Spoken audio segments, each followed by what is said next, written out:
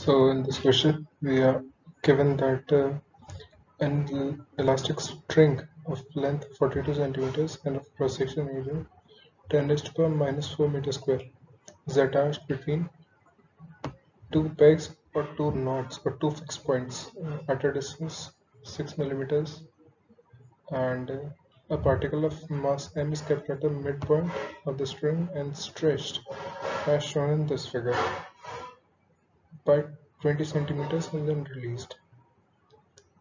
As the string attains the natural length and the particle attains a speed of 20 meters per second, then the Young's modulus of the string is the order of.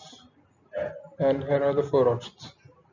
Okay, so in this question, we are asked to find the Young's modulus of the string, which is this one, and there is a particle of mass m, which is kept at the midpoint of the string and then stretched by 20 centimeters and then released, and then it attains a velocity of 20 meters per second, and the string attains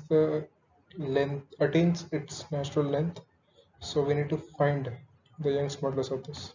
Since the string attains its natural length, so the energy would be conserved. So the electric stream energy or electric potential energy into volume is equals to the kinetic energy of the particle. So let's see the solution.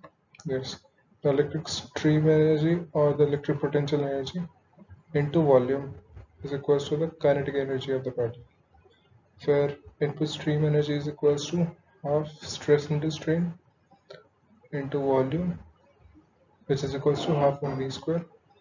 And after multiplying strain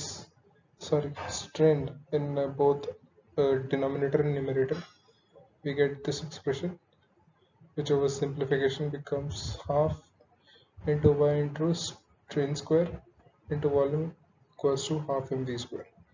So half of cancel out, and the Young's modulus becomes equals to mv square by area into length into dl by l whole square.